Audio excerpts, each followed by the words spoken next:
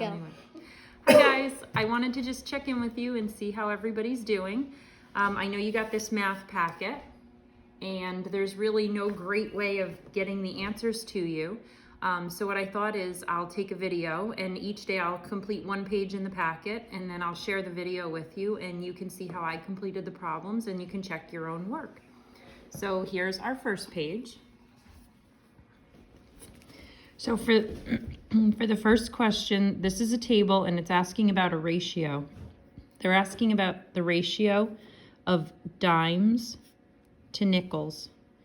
And remember, in ratios, it's important that you keep them in the order that they ask you. So if it says dimes to nickels, you need to write the dimes first and then the nickels second.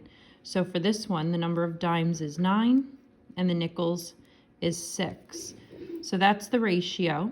And then the question asks for simplest form. So you look at the 9 and the 6, try to find a common factor, which for this is 3. Divide both by 3, and you get 3 to 2. So the answer for number 1 is A. For number 2, this is a cookie recipe that shows a ratio of flour to sugar. And again, you need to keep flour first, and then sugar on the bottom, sugar as the second number. And for this one, it's easiest if you set up a ratio table. So the recipe calls for 4 cups of flour and 3 cups of sugar. And so they're asking for each cup of flour, how many cups of sugar. So when you see the word each means just 1. So if the recipe is going to use just 1 cup of flour, then how many cups of sugar would be needed? So look at the 4, draw your arrow and figure out how can I go from 4 to 1. And so you do that by dividing by 4. So do the same on the bottom, divide by 4. And what you end up with is 3 divided by 4, which you could figure out, but if you look at the answer choices, it's not going to be shown to you that way. So remember, division is just a fraction, or fractions are just division problems. So this also means 3 divided by 4, 3/4. And so if you look over here, the answer is G, 3/4 of a cup. For number 3, which ratio is not equivalent to 5 to 8? So for these, the best thing to do is set up the ratios side by side and see if they're equivalent by finding a common factor to either multiply or divide by. So 5 to 8 is the ratio. The first one says 10 out of 18. So the question is, does 5 out of 8 equal 10 out of 18? And when you look, you notice, okay, you can multiply 5 times 2 and that'll equal 10. When you do the same to the bottom, is 8 times 2 18? And it's not. So that is not an equivalent ratio. The other ones should be equivalent, which means the question said not, so this is the one that we would want to choose. They're not equivalent. And we can go through and check each of these. Again, the ratio is 5 to 8. And does it equal 15 to 24? That's for letter B. Multiply by 3. 5 times 3 is 15. 8 times 3 is 24. So this one is equivalent.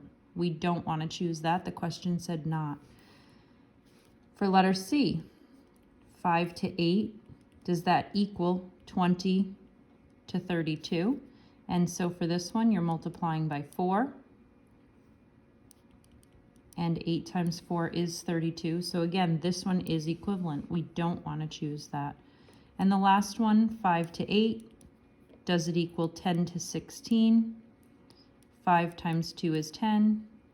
8 times 2 is 16. So this one is also equivalent. So we would go with choice A. That's the one that was not equivalent.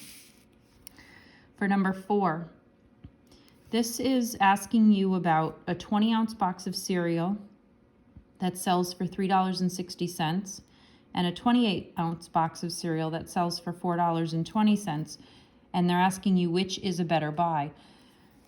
You can't compare these two prices yet because the cereal boxes are different sizes. In the first box, you're getting 20 ounces of cereal, and in the second box, you're getting 28 ounces.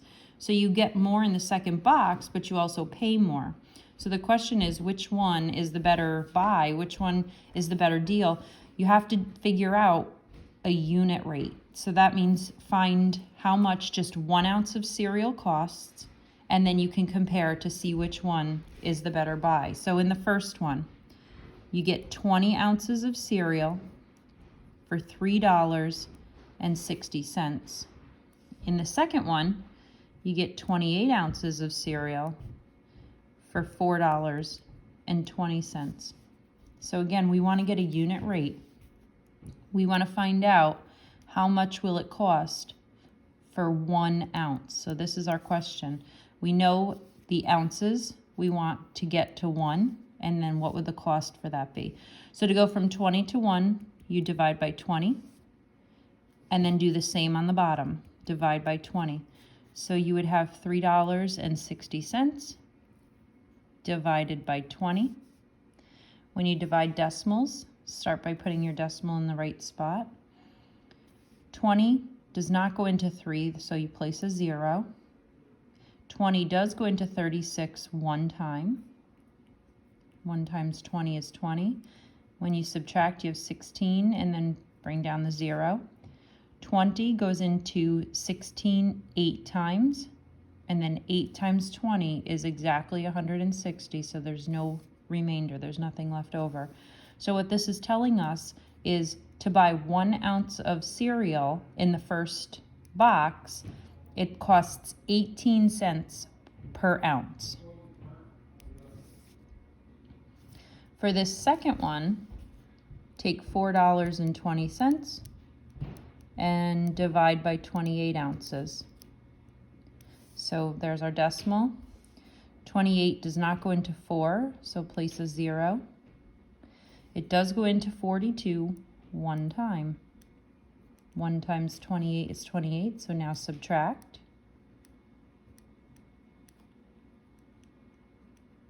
And then bring down the 0. And I think this is going to be a 5. So 5 times 28 is exactly 140. So for this one, to get to 1 ounce of cereal, we divided by 28. And we figured out that it was 15 cents per ounce. So when they ask us which is a better buy, this second one is the better buy. 28 ounces is a better buy.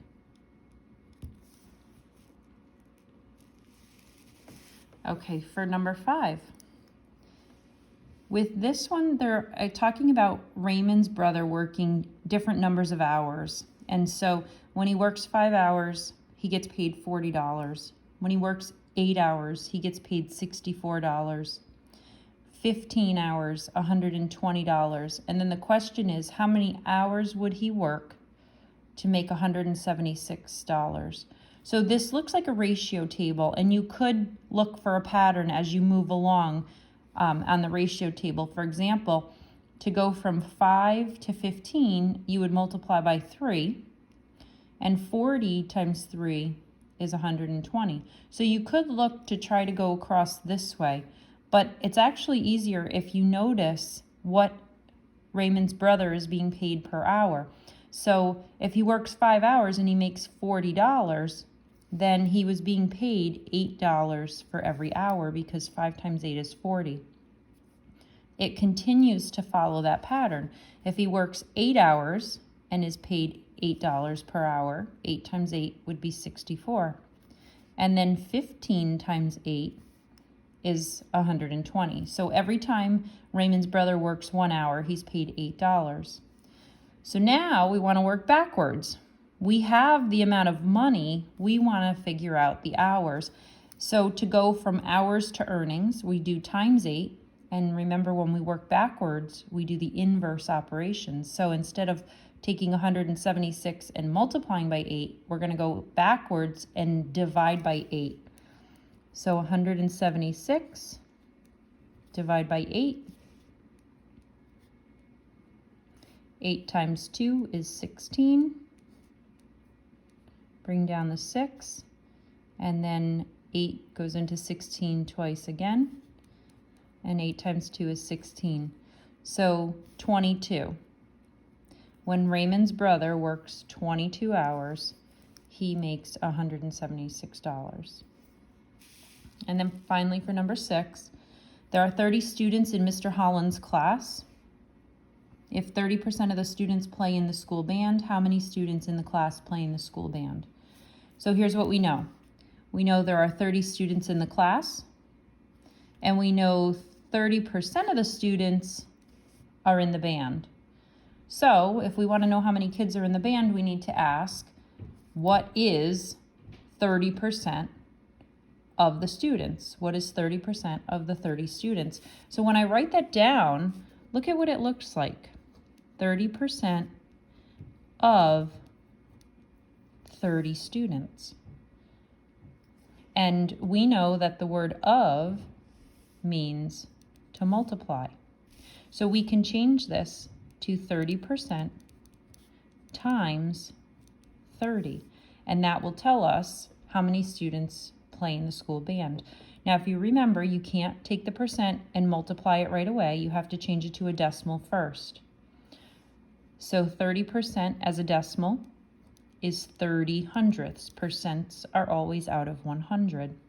So 30 hundredths, or 30%, times 30 equals, and that will tell us how many students are in the band. So let's come over here, let's do the math.